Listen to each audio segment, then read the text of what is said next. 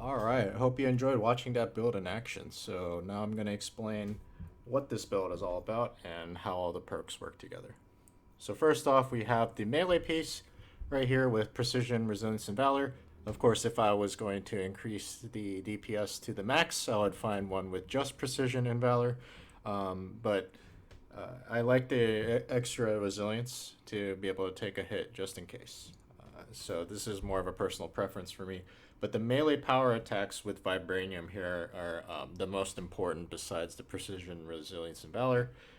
When something is outside of your range for Scatter Arrow, you can use the power attacks to deal Vibranium on them, and then use the the charged up Scatter Shot Arrow to trigger a leak on something really far away, which is pretty nice to get rid of things at range, since Scatter Shot is a rather short-ranged arrow.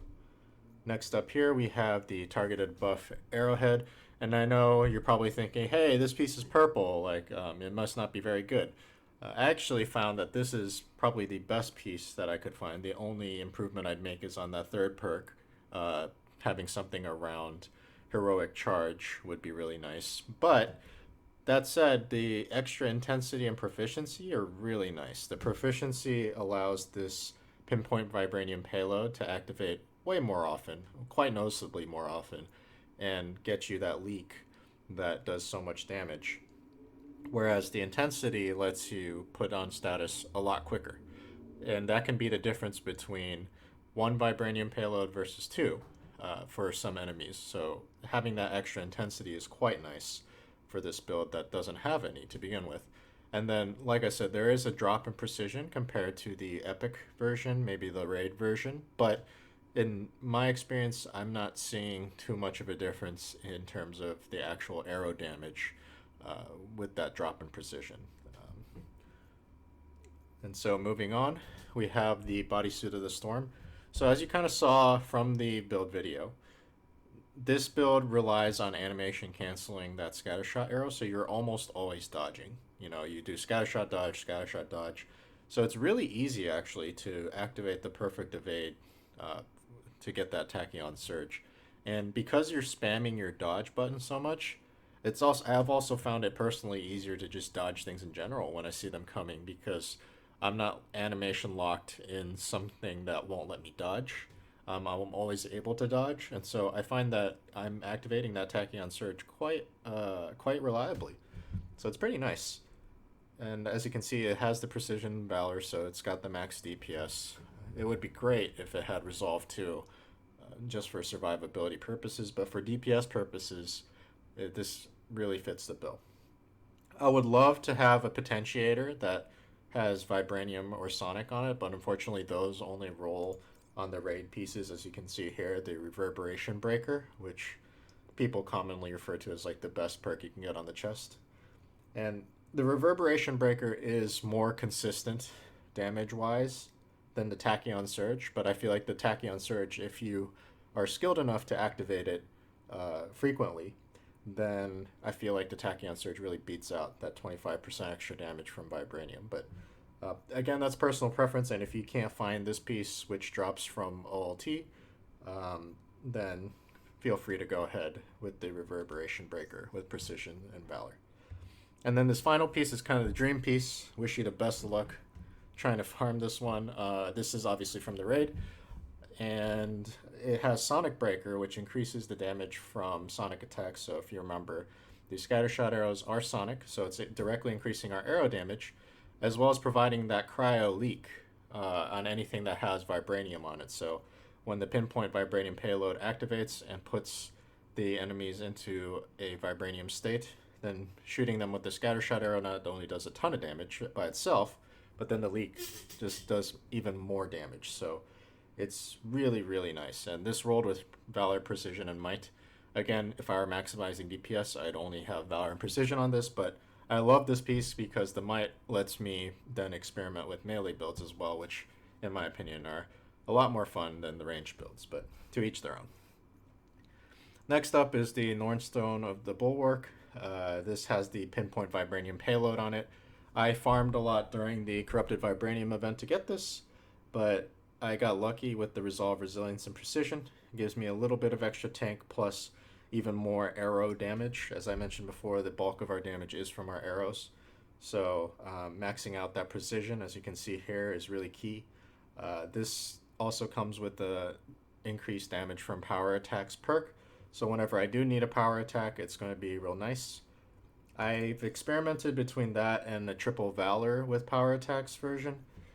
But because I'm not really power attacking that much, it doesn't really make a damage on the power, or doesn't really make a difference on the power attacks. But as far as the scatter shot goes, that scales off of precision, and the extra crit damage that you get from the triple Valor, in my opinion, did not outweigh the extra precision that I got. So whenever I run this build, I go with the precision. And then this is just your standard Lethal Will Nornstone. This is a nice damage boost when I need it, and I have a damage buff, so it's really nice for keeping that damage buff up. As for where to get all of this equipment, this of course is from the raid. Anything with this coordinate on it is going to be from the raid. This I just farmed from Wakanda. I did the Here Comes the Pain farming over and over again and got this piece. I would love to have a piece that had these stats plus a third perk that revolves around maybe like lethal heroic charge or something like that, but you know, the hunt still continues, and that's the part of the fun of this game, right? This one, again, I mentioned you get this from OLT. You can also get this from the Tachyon Surge event when that comes around again. Yeah, but I think I got this one specifically from OLT. And then, yeah, this one was again from the raid. This one is from either the raid or the Corrupted Vibranium event, depending on whether that's up. And then this you can just get at like any store that sells the ISOs. I think I got this one from like a helicarrier at some point. So definitely pretty lucky with this one. But let's move on to the skills. So the skills, the support heroic, these are just your standard ones to pop out a decoy that spawns a bunch of health packs for you and your teammates, so it's really nice. Warp Arrow is pretty key for this build, bringing them all together, putting Vibranium status on them with the Pinpoint Vibranium Payload, and then causing them all to leak. Really nice, really satisfying. You can see me one-shot a few of the waves earlier with that Warp Arrow. And then I just like having an extra charge of it so I can spam it. Ultimate Heroic ability, it's whatever you want, honestly. We're not really using it that much for this build. The only thing I will mention is that these waves that come out of the blades scale off of precision, so they do an okay amount of damage if you're in a pinch and you need to do something from pretty far away. And then I chose this one because it will recharge my Warp Arrow a lot faster. So, you know, if you're waiting for Claw to do an objective or a mechanic or something, then you just pop your ult and watch your Warp Arrow fill up.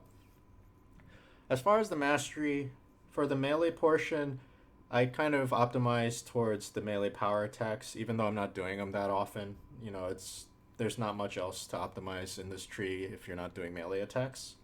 So here, if you activate the charges from the melee power attacks, then your smaller enemies will definitely go flying, which means you're juggling them and it does increase damage while they're in the air. And then what you're exploding is the demolition charge arrows, so just doing 10% more damage on that is really nice. And then takedown with heroic garb, that's pretty much a solid one to have on all your heroes, and Kate is no different. And then these three are scattershot perks, scattershot masteries, so you're going to want to take all of those.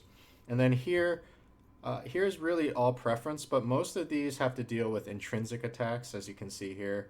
And we're not really doing intrinsic attacks with this build. So I like teleporting, so I got the teleport decreased intrinsic for a teleport here, which is really nice. I like to have my intrinsic recharge faster when I'm, scattershot spamming. I expect my intrinsic to be up enough to be able to teleport again. As you remember, this build is pretty squishy, so you're going to want to teleport around a lot. And then, because the other two here are intrinsic attack based, I just opted for more energy here.